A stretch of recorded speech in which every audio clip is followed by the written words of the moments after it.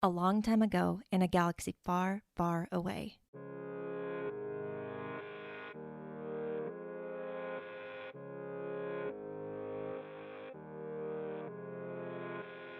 You're listening to Now This Is Lit, a podcast about Star Wars books, the people who make them, and the readers who just can't get enough of them. I'm your host, Meg Dowell. I use she, her pronouns. And this week I have another author interview for your listening pleasure. The history and politics of Star Wars is a study of the many ways real-world history and politics over the decades have influenced Star Wars, its creators, and its stories. I sat down with the author to discuss how a book like this comes to be, and how his background has influenced the lens through which he views pop culture and media such as Star Wars. It's a great conversation, and I'm so fortunate to be able to share it with you now.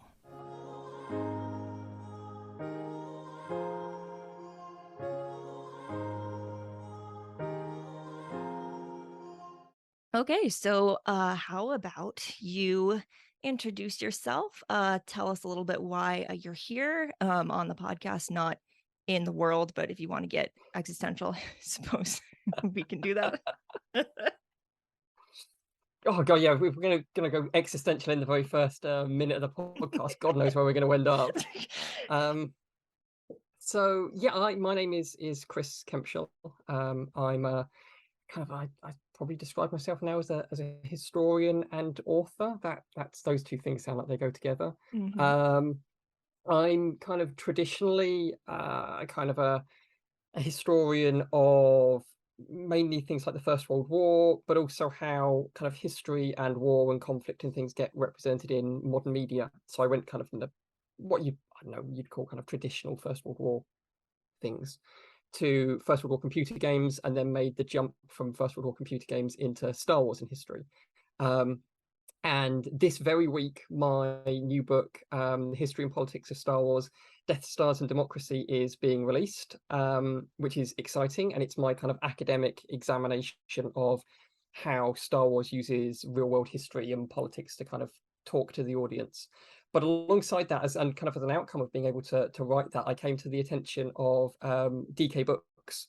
And a year or so ago, I co-wrote the official book Star Wars Battles That Changed the Galaxy, along with Amy Radcliffe and Jason Fry and Cole Horton, and that was super cool.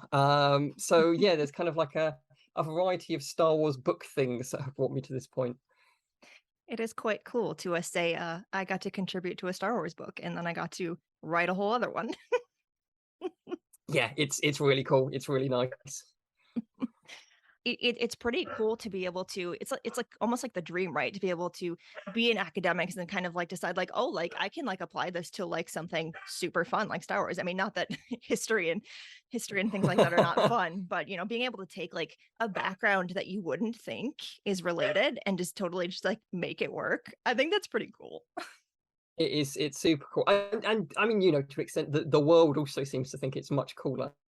I wasn't kind of greeted with as much enthusiasm when publishing First World War stuff, for example, as I have been with publishing Star Wars stuff. But the kind of the computer game stuff in the middle is really the bridge for it, because you get to apply, actual kind of historical knowledge and but you're effectively talking about a form of media studies, which is part of my old kind of studying background. I studied media studies at university, to go, okay, this is computer games are a big thing, as is Star Wars a big thing, and they're not just talking into a vacuum, they're drawing on things. They have ideas about what the past looks like or what war looks like, and if that's the case, how they transmit that into the world is interesting, because certainly with computer games, most of my students at universities were encountering the First World War on the Xbox before they were encountering it in the classroom. And I think that a lot of people have probably experienced or taken on board ideas about history from Star Wars that they wouldn't necessarily have taken on board or been exposed to yet in other means. So yeah, it's important and it's interesting and it's fun. It's just it's a fun thing to dig into and kind of take one of your passions and unpick it a little bit. Right, exactly. And Star Wars is things like Star Wars, not just Star Wars, but being able to experience those stories, but then relate them back to like relate them back to ourselves, but also understand like the things that influence them in the first place, which is kind of what your book really focuses on, is like what kind of historical events throughout, not just from the beginning, but throughout the history of Star Wars kind of influenced how stories are told, how things have evolved, and like all the way up until now. And also how, you know, us viewing Star Wars reflects how we view the past and how we can kind of look at the future. So, you know, you have your academic background, and that kind of led you eventually to writing this book. How does that happen? How does one go from, you know, having all this knowledge, and you know, you've written books before this. How do you go from I am a historian to I'm going to write a very historical account of how Star Wars exists? Um, it's so the actual kind of weird thing. I mean, I'm going to massively pare down because it's a really long and weird story. But I wrote an article about First World War computer games that got shared on Twitter and Facebook and YouTube by a YouTube channel called The Great War, who basically looked at the First World War in kind of real time, almost between 2014 and 2018. And normally what happens with an academic article is you release it and like 5 people read it and you're on first name terms with all of those people because they're the same people who exist in your field. And this time around, like 2,000 people read it or something mad like that. And when real actual human beings interact with like an academic work, kind of like sirens start going off in behind the scenes of the people who published it. And the publishers who kind of owned the people who published it was Routledge. And I had a meeting with their history editor, who was like, you know, we should think about other things that you might want to do that might be cool and might kind of connect with an audience. Have you got any ideas? I said, well, what are we talking about here? Because, you know, are we talking First World War stuff, or are we talking fun, geeky stuff? Because I've got ideas about both, but I know which one I'd like to do. And the idea was this kind of historical examination of Star Wars. So he seemed super keen, and I put in a proposal and it went through all the kind of various processes, and then I got the go ahead. But that was back in like 2017. It's taken a while to churn the book out, partly because I keep adding stuff, and that makes it really hard. And all of the sequel films hadn't finished releasing in 2017, so you kind of had to wait for Lucasfilm to actually, you know, finish the stuff so that the book wasn't horribly dated. But the way that I approached it was, you know, largely, you know, because Routledge are an academic publishers, you know, they want people to go and read books and like, but their main audience is academics. So I had to approach it not just in a I'm a Star Wars fan, all of my dreams have come true, would you like to know how much I know about Star Wars? Because, you know, that's the type of conversation that drives people away at a dinner party. It's definitely not going to make them buy your book. So I had to approach it in a kind of a, you know, an academic, rigorous way of, you know, this is a Star Wars is a source, just like a First World War soldier's diary is a source, or a newspaper is a source. And it was created by human beings who have their own understandings of the world. And because of that, it can be analyzed just like anything else.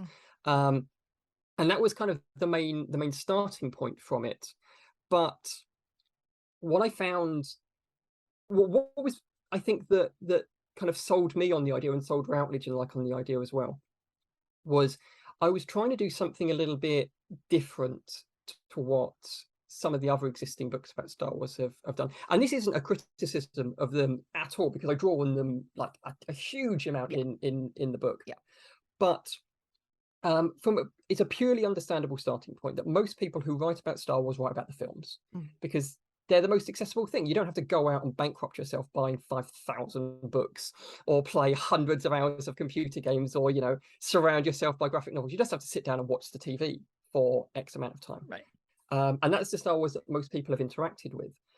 But my starting point, or my starting argument, was that to just look at the films leaves a huge gap of understanding of what is actually happening.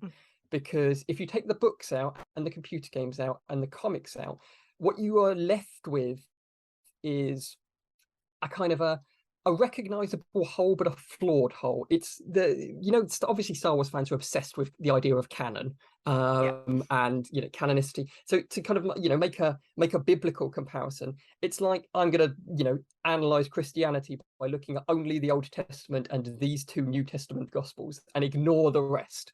Right. It'll hang together, but you're losing all of the stuff that moves between the spheres, and you're losing everything that happens in a year when there wasn't a film out, which was quite a lot of the 1990s, and the 2000s up until very, very recently. I wanted to take it as a whole, take the lot, because all of it is speaking to something, and people are reading Star Wars books in the same way that they're watching Star Wars films. The audience doesn't necessarily change. You might be slightly more diehard than the average cinema goer, but that doesn't mean that there isn't stuff in there to dig into. So what I was trying to do was to go, actually, the expanded universe is heavily under-examined, and I want this to be the first substantive swing at it, that hopefully other people will swing at it again. If they say that I got it all wrong and my book was rubbish, then as long as I've still got their money, then no harm done. And they can criticize me in print, but I wanted to show that there's more than just what you get on a cinema screen. Yeah, I always like to say that things like the books and the games are supplemental. It's like, if you don't consume them, you still understand Star Wars, but digging deeper into the literature and things like that just gives you such a wider range of things to draw from when you're thinking about Star Wars, when you're thinking about stories, when you're thinking about how stories relate back to our real world. Like, there's so much more, because I never want to criticize anyone who hasn't read the books or doesn't want to. Like, if that's not your thing, don't, and that's fine. You're still absolutely. Because like, you're still a Star Wars fan. All you have to do to be a Star Wars fan is like Star Wars, right? But like, there is something to having that, taking the time and really digging in, being like, yeah, in this book, this happened, and we can take that and understand this better.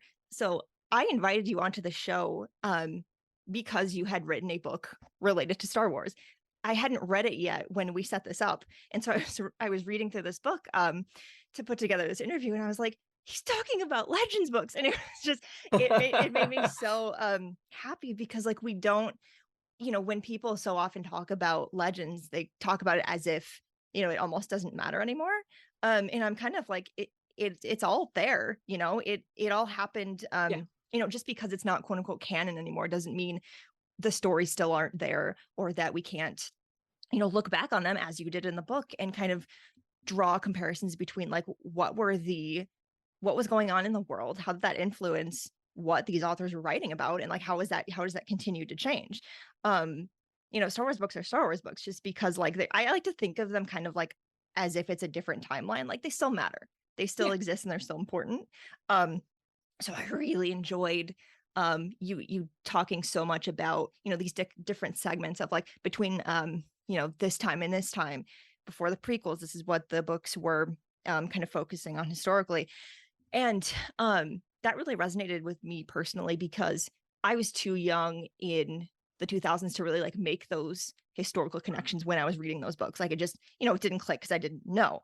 And so like, looking back now, I'm like, oh, that makes sense that, around 2001, these stories were happening, and this is how they were viewed, after 9/11 and things like that. You just like, you don't always think about that, because it's so easy to go into a Star Wars book and be like, oh, this is fiction. And it is. And it's okay to like view a book as just fiction, but it's so heavily influenced, as you talk about, by things that were actually happening at the time. Yeah, no, 100%. And the thing that's like a truism for basically anything. I tell my students in seminar classes that sometimes the date that something was written is far more interesting and important than what it actually says, because you're dealing with the context of its creation.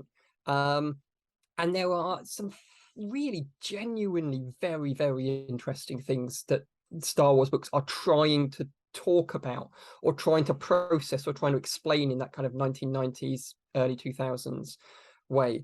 And what you end up with is a weirdness, because partly because the prequels are either coming out, or they're being made, or they haven't appeared yet. But that the publishing is reacting far quicker than a film would be able to. That, you know, a year or so after something, you know, noticeable happens, like the Rwandan genocide or the Srebrenica massacre, or, you know, the collapse of the Soviet Union or 9/11, you start to see it appear in some form within the pages of those Legends Expanded Universe books, as the authors try and incorporate and draw on, as partly as kind of inspiration or kind of social commentary, what's happening in the world, and Star Wars eyes it, for want of a better term. And, you know, quite a lot of that stuff, I didn't really understand what was happening in them at the time. And some of the 9/11 stuff, it was only when going back and looking at it and going, whether or not this is how they meant for it to be read, this must have been how it got read in the immediate aftermath, because, you know, the world changes. And the perfect example is it Star by Star in the New Jedi Order, when you get, like, obviously, spoiler alert for like a 20-year-old book for any of your listeners. You know, Anakin Skywalker and Anakin Solo gets killed, and Coruscant falls to the Yuuzhan Vong, and they do it by, you know, they crash civilian ships into the shields and into the planets, and it's awful, and it's this kind of horrible urban catastrophe thing. And that came out like October 2001. Now, I'm going to, you know, they didn't mean for it to look like that, but the world changed around them. And then the books and all those things start trying to change and reorganize and reorientate themselves to this dramatic event that's happened. And I find that really interesting, about how you take something that, you know, must have been set in stone for years and go, oh, people are going to read this differently now, and actually it's much more horrible and depressing than we intended it to be. So how do we fix this while still Star Wars-izing the world that we want to talk about? Right. Yeah, because people don't always think about, like, publishing, and, like, a book might be written like years before we actually see it, you know, on the shelf. And so a lot of, like, when the world changes like that and a book comes out, people are like, oh, this is, you know, directly related. And a lot of times it's not. Like, you can't always predict what's going to happen in the world, and your story sometimes just happens to relate. But also, because the world changes, it changes the way we read things and changes the way we look at stories. And so that's something was so interesting to me reading this book, is, like, you know, history reflects how we tell stories, but it works the other way too. You know, how we view stories is sometimes dependent upon, like, what we're going through now. Yes. And what you sometimes see that's interesting is like snippets of things appearing in books released at the same time by different authors and the like, or, you know, a general kind of theme or feeling that they might not necessarily be going, oh, you know, I'm going to try and turn this real world thing into a thing in this book. But when enough people start incorporating an element for it, there's something happening culturally within that moment. It's sometimes where you sometimes see like Hollywood films about exactly the same topic coming out from like 3 different studios. There was a time period when, like, there were big natural disaster movies, like there were 3 different films about volcanoes that all came out at the same time. Or sometimes you'll get like an element of, and that's partly because, you know, one studio will go, oh my god, Universal are making a film about a giant robotic volcano, we have to make a film about a giant robotic volcano, or something like that.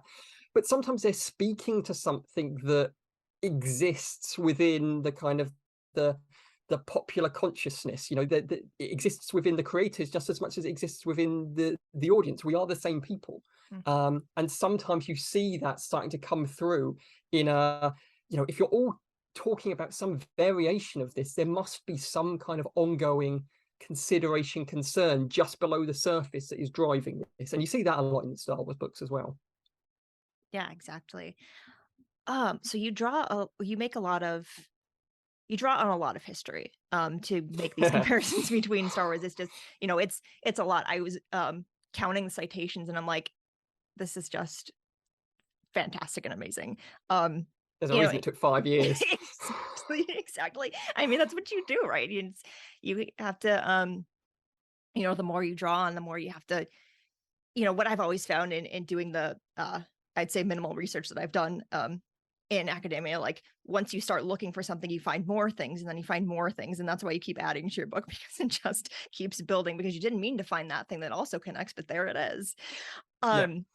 So out of all of these historical events that you kind of mentioned in the book, and I know there are a lot, are there any in particular that, like, you are kind of were really drawn to kind of like as in like I could write a whole separate book on just this one thing?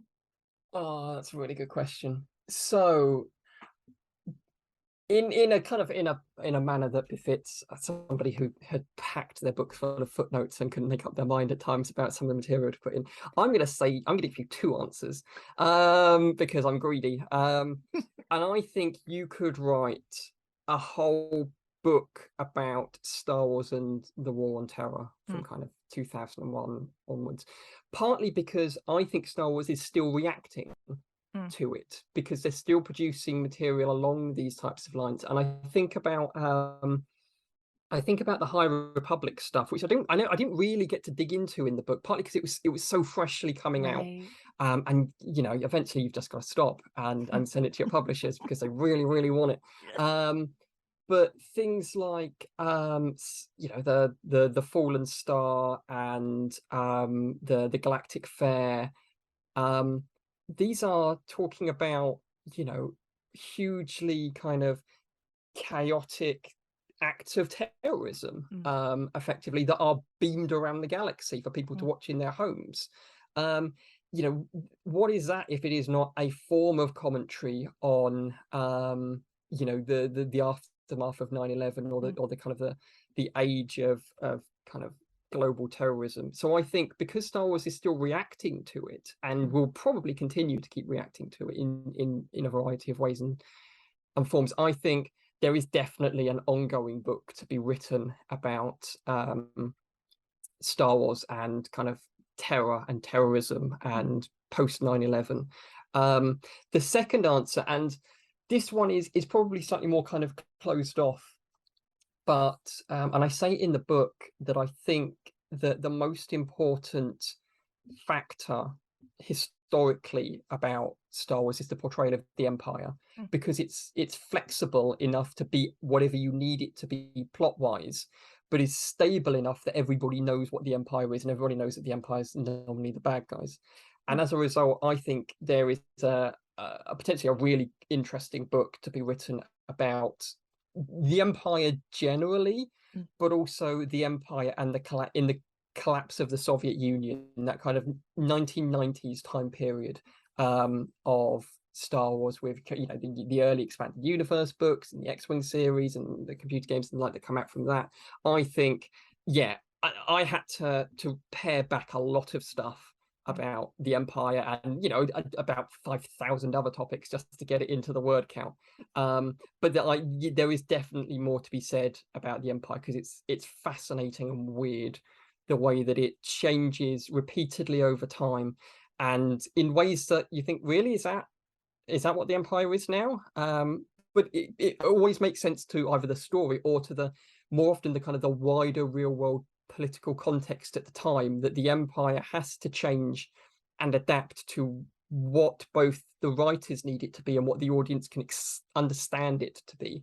So I think those are probably my answer. Whether or not I will be the person to write either of those two books, I feel is at the moment unlikely. I am quite tired, and I don't know how many more books along this line I'll be able to write, but hopefully what I've done can act as a springboard for somebody to go out and undertake that 100,000 word challenge, and I can just read it in a few years' time when it comes out. I mean, that's why we write these books, right? To influence, other writers to follow that. And I mean, like, I really haven't dug into a book like this before. And so, like, knowing that, these kinds of works are possible, it is a motivation for other people to, follow in your footsteps and do the same thing. Or you got your two next book proposals there already. Yeah, that's very true. There used to be a historian that I used to work with at the university where I kind of did my PhD and the like. And he sadly passed away a few years ago, but he was very fond of saying that if something matters to people, it should matter to historians. And Star Wars matters to people. People find it interesting and helpful and moving and inspiring, and any number of other kind of similar terms. And as a result, historians should find it interesting as well, and they should examine this, because I might be overstating the possible sales of my book, but to be honest, I don't need to overstate it very much, to say I would imagine more people will read my book about Star Wars and history than will ever have read or will ever read any of my stuff about the First World War. Whether or not they like it isn't, that's a completely different discussion. Right. But the audience is there to be reached, and Star Wars fans will buy books about Star Wars. We know this to be true. Yeah, and people, like we talked about already, people resonate with something like Star Wars because it means so much to them already. And even if they don't know it, they're looking for things to draw from it to relate back to in their real lives. Like, a lot of people say they don't want to do that, but it happens whether you really want it to or not. And like a book on the war on terror would be interesting to someone like me who, we don't talk a ton or enough, I think, about trauma in Star Wars and how it speaks to different experiences and kind of like shows that it can be worked through. Because like I was very, very young when 9/11 happened, and like too young to really process what was going on. So even like growing up, it was never something that we really talked about in detail, really, or we were never given, like, I'd say, resources to deal with anything that happened, because I will remember that day for the rest of my life, but I didn't know really what was happening at the same time. And so like something like Star Wars and viewing that that trauma through that lens is super important, not just for me, but my whole generation or anyone who experienced that, who lived through that. Because the thing about stories like Star Wars is like they matter to us, but it also matters for how we live our lives, and we take things from it whether we notice or not. And it's really important to have books like that really, like, even if you don't think you're the audience for it, like if you wouldn't normally sit down and read an academic more of an academic text like this, it matters, and like it's something that I think everyone should consider picking up. Well, I strongly support everybody considering picking it up. But to your wider point, no, I think you're absolutely right. That, there are going to be a whole generation of people who, were alive and aware of 9/11, but they didn't, I remember the fall of the Berlin Wall, but I didn't understand it in 1989. But I was, 17, 18 years old when 9/11 happens. I understood what was happening. I understood what this meant, and it was scary and it was unsettling, and what happened in the years afterwards was not much better. But I also remember sitting in a cinema in 2005 to watch one of the first showings of Revenge of the Sith, and watching the Jedi Temple burning on a morning sunrise on Coruscant, and understanding what it was referencing. I've seen that image before. It was only a few years ago. So there's an element of, when with stuff like this, of I feel there's an affirmation element of it, in the sense of, you didn't go through this by yourself. We all did. We were all there, and we all interacted with it in particular ways. Some of them would have been different ways depending on circumstance and age and any number of other things. But you exist within a society and a culture that understands this moment and is trying to react and deal with it and process it in a variety of ways, whether that now appears on a cinema screen or on like a presidential debate or in the pages of a Star Wars book. That there are things, people in there are trying to either explain to you their understanding of it, or that they're undertaking a cathartic writing experience of they're trying to cleanse themselves through words or through the cinema screen or something like that. But it becomes a moment of we were there too. And this is what the future is going to be about, and because this is what the future is going to be about, that's what Star Wars is going to be about for the future, to an extent. The same characters will adapt to it. They'll either prosper or they'll struggle or whatever else is going to happen. But the solidity of Star Wars provided a framework, which I imagine for people probably who were younger than me, who were in school and watched it, who found it scary. Star Wars has probably provided a solace for any number of things in their lives. A place to go where, whilst there is evil, the good guys generally always triumph. They might not necessarily have the same number of arms and legs as when they started, but they will get there. And that's reassuring. But it's always, even though it exists within the rules of science fiction, it's always about us. And about us at particular times, and for people who were there at those particular times, and it probably hits a bit hard or hits a bit differently. We're at a point now where we can really look at fandom, not just in general but online, and your book touches on that a little bit, because it spans all of Star Wars history, which is still happening. And so you're able to kind of examine that a little bit. Why was it important to you to kind of talk about, not just the reactions to how Jar Jar was portrayed, but things like Rose being sidelined in The Rise of Skywalker? So this is a really interesting one, because that final chapter is of a slightly different tone to the other chapters. It's the most present of the chapters, talking about stuff that's happening at the moment. And there's a few reasons why I did it, or I wrote it like that. The first is that, to an extent, it's the natural conclusion of a starting point which says at the start that Star Wars interacts with real world history, or uses real world history, and the end point of that is that people in the real world use Star Wars for things. So if you're going to start on that road, you actually have to end up with, what do people use Star Wars for? Right. How do they understand it? What do they repurpose it for in the real world?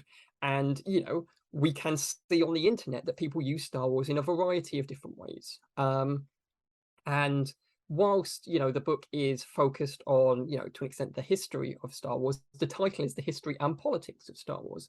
And people use Star Wars, and Star Wars uses politics for various different things. And again, you can see on the internet how culture wars exist around Star Wars and around particular characters or particular ideas, and some people love them and some people very much do not love them.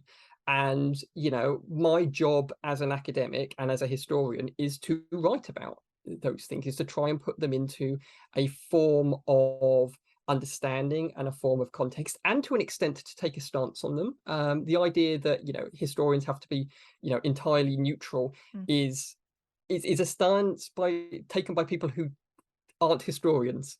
And the idea, I've said previously, the authors of Star Wars and the directors of Star Wars are the same people as we are. Historians are the same people as we are as well. I am the same person as you. I exist in the same culture. I'm exposed to the same things, and there are some things that I like and there are some things that I don't like, and I think it's important to understand both of where those come from and some of the problems with them, and sometimes what happens if particular decisions are made with certain fan groups in mind, or things happen with other fan groups in mind, and what that might look like on the cinema screen, but also how that might be repurposed in the real world. The other reason for it is because, again, this is very much my standpoint, is that a lot of Star Wars fans have thoroughly blurred the line between the cinematic universe of Star Wars and the expanded universe and the Legends version of Star Wars, to the extent that I'm not entirely sure if they remember which is which. So without going into like the huge kind of aspects of it, I know that a lot of people clearly, and we all know that a lot of people clearly were displeased with the portrayal of Luke Skywalker in The Last Jedi, because they wanted Luke Skywalker to come out as like a super cool kind of badass Jedi who would do all the things and use the Force and win the day. And they'd say, that's the Luke Skywalker that I recognize, and that's the Luke Skywalker that I want. The issue with it is that Luke Skywalker doesn't appear in the films. That is not him in Return of the Jedi. It is him in quite a lot of the expanded universe books, again, from very particular time periods. But that line between them has become so blurred that it just becomes the same Luke Skywalker. The Luke Skywalker in Return of the Jedi is the same Luke Skywalker in Champions of the Force, is the same Luke Skywalker in Vision of the Future, or the Jedi Outcast, the Jedi Knight games with Kyle Katarn. They all become the same guy. And because the lines become so blurred in that sense, you have to understand how fandom or the audience understands or interacts with Star Wars, who gets included and who doesn't get included, and what happens if you try and include new people, or you try and do other things or the like, and that becomes, it becomes important because for, I said earlier that for a long time, I imagine that Star Wars has been, a place of solace, or a place that people could go to for comfort. I comfort read Star Wars for years and years and years before I then, analysed it and slightly ruined that experience for myself. But I don't know if everybody got to do that. It's very easy for me to say, oh, I've always enjoyed Star Wars. Well, it was, by and large, it was aimed directly at me. There were plenty of people who it didn't get aimed for. And, as a historian, it's important to take that context into place and kind of consider, okay, who do we actually see in Star Wars films? Who is not included or similar in the expanded universe novels? And what does that mean for, the future wave of Star Wars fans who would actually quite like to gain access to it? And you see a lot of those same debates happen in historical computer games as well. The idea of who are these for and who are these not for. And what I'm trying to do in that final chapter is, partly talk about, the representation of aliens and, gender and sexuality to an extent, but also to, again, hopefully begin a process that, other academics are working on as well, to go, what is Star Wars and what is Star Wars fandom, and who populates these places? What does it mean if they get widened or shrunk? What impact does it have on the storytelling? What impact does it have on the audience? Because I think it's important. And again, because it's important to other people, it should be important to me. And people can read about all of that and more in your book, which is coming out this week. Are you okay? Are you doing all right? It's well, I mean, people in America have been receiving them in the post already, so Really? it's like, oh, fantastic. Yeah, like a couple of people have sent me pictures on Twitter going, look what I got in the post. It's like, that's super cool, but it's not supposed my understanding was it wasn't published until Thursday the 11th. But the idea that it exists in the world at all, because one of the weird things about being an academic is you don't make anything. Like, oh, I gave a lecture today, or I gave a class today, and well, that was fun, but I didn't get to hold it in my hands. Right. It existed for 50 minutes and now it's disappeared into the ether.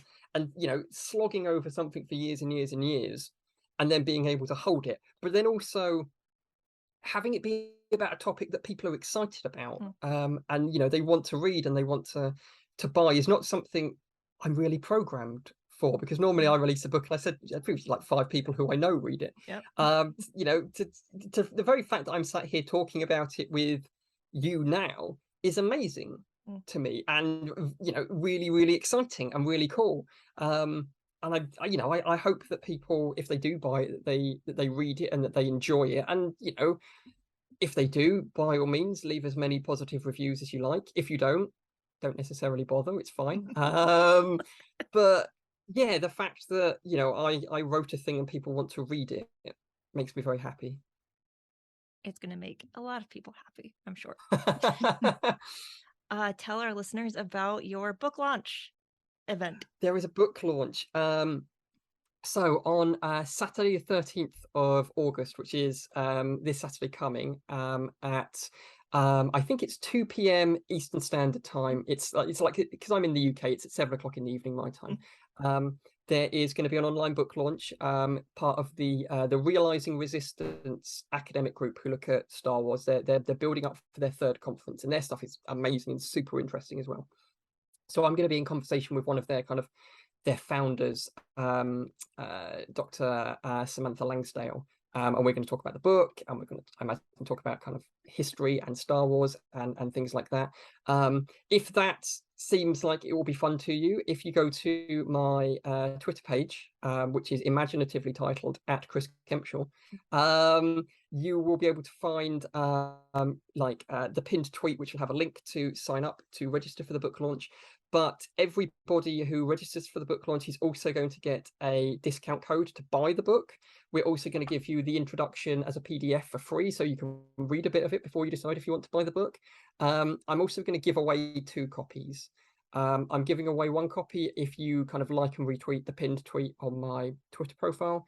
And everybody who comes to the book launch will be entered into a draw, and I will just randomly select, using some kind of online random picker thing, a person, and I will send you a free copy of the book as well. So yeah, if this is kind of piqued your interest about, you know, the idea of Star Wars and history and what Star Wars is trying to talk to us about, that's what the book is about. It's, you know, when Star Wars speaks, what is it trying to say? And if that is interesting to you, then yeah, by all means come along to the book launch, and we'll maybe convince you to buy a copy of the book. It's gonna be fun, and I will put a link to that sign up form with registration in the show notes, so we'll have it there as well.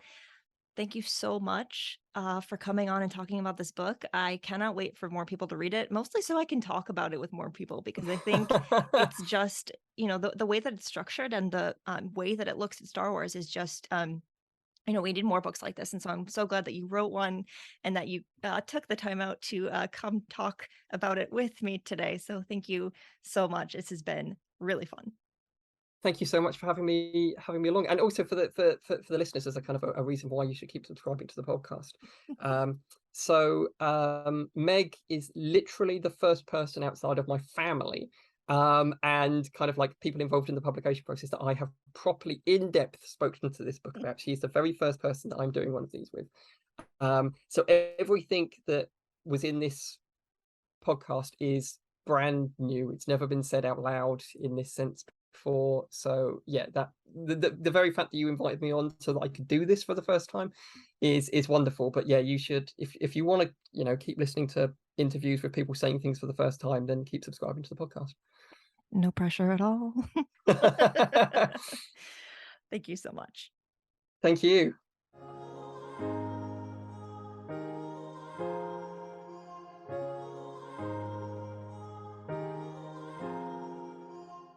And thank you all for listening. Star Wars is so heavily inspired by the politics and history of the real world we live in. So much so that people like Chris are making whole books dedicated to examining how pop culture and history reflect one another. If you're interested in learning more about what we discussed here today, the book is out this week and I highly recommend you check it out. The history and politics of Star Wars, Death Stars, and democracy will be available wherever you usually get your Star Wars books.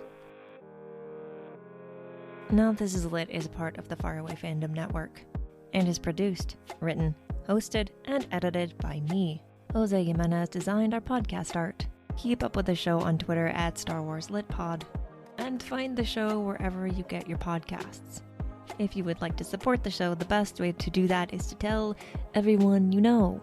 Spreading the word is helpful. It works. So retweet or something. I don't know. However you tell people about the podcast that you like, do that. For more book reviews and Star Wars book glamour shots, follow Star Wars Book Reviews on Instagram.